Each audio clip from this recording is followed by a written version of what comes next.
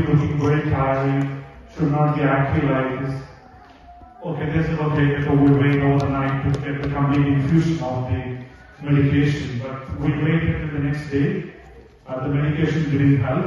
So meanwhile, they started noticing that her blood count also getting very low. The blood is already zero, and the white blood cells was also getting down. So they said this is something related to the bone marrow, which we don't have any facility here. Better you should transfer her to the nearby university hospital, which is Sanlu. So immediately they moved her to Sanlu by an ambulance along with me. And within 2 days, we moved to Sanlu hospital. Again to the emergency. A lot of checks were done, but she was getting weak and weak. Not physically, the health-wise. So the blood count, she was purely a white with no blood. But she was so active. A lot of people started playing all around in my family. There were a lot of priests, nuns, and a lot of strangers who we were seeing every day, who were offering prayers for Isabella. So, okay, we stay in the hospital. They said they need to do a bone marrow puncture to take the bone marrow out of the bone, and they need to send it out for further checkup. So the initial bone marrow, they could squeeze out much from the bone because she was so small and there were not much bone marrow to squeeze out. And then again, the second test. The second test, we really got the result, and they said that they can easily count the blood 1, 2, 3 instead of millions. So they said, okay, so it looks like bone marrow has some kind of problems, but we don't immediately say the result, but we need to do some kind of confirmation from 3 different hospitals across Europe. This is a very huge, rare disorder. So they need to check out new bone marrow, which has to be done again. So they said, okay, they did 5 times the bone marrow puncture to understand what is happening. So one, the bone marrow was sent out to Leuven Hospital, and one to Germany. So we were waiting over the weeks in the hospital. Isabella was really in a bad shape. She was the most, girl who was in the real danger. There are kids who are with cancer, leukemia. Usually we thought, okay, leukemia is something worse than Isabella. The doctor said leukemia can be cured some way these years. But this bone marrow failed. This is something which we need to identify how it's happened and how we can recover. But over the weeks and we had a lot of incidents happening in our lives, so we completely lost. We didn't really hear what is bone marrow failure. We started Googling, and the doctors were really helpful. And but finally we got a confirmation from all these 3 different hospitals that Isabella has a very rare disorder which is called aplasia, very severe aplastic anemia.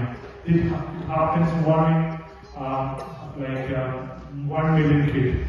So they said, okay, so there is no real solution, there is no real cure for a recovery. The only solution would be for a bone marrow transplantation, but which can happen from the sibling.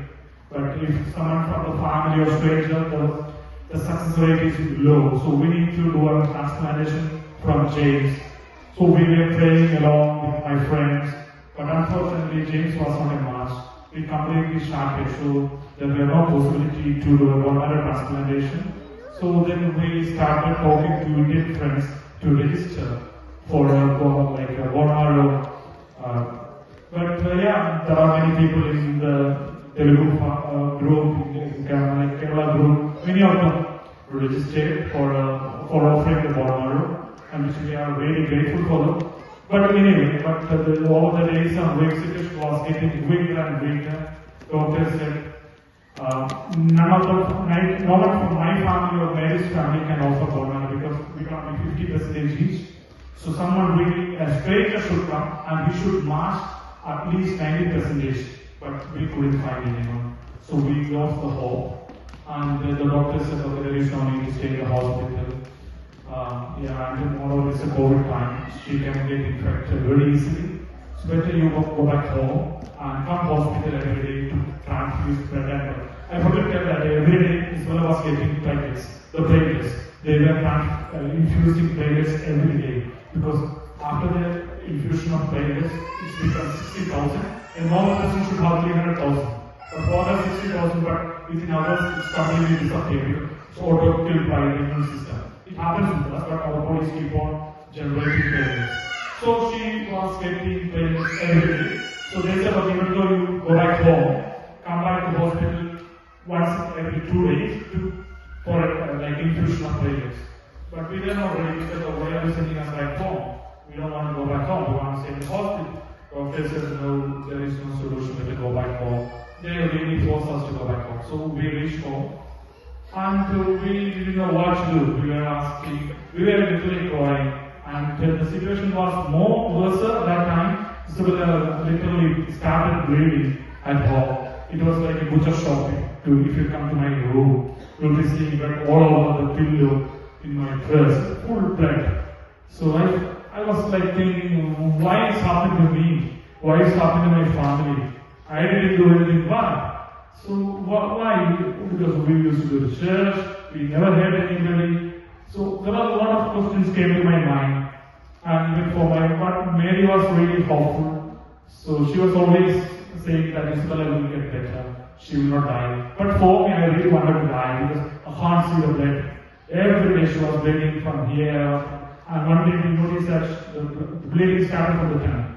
She cannot drink water, nothing. So we need to really put some alcohol in the mouth to get it quiet. Then, but she was not even drinking water.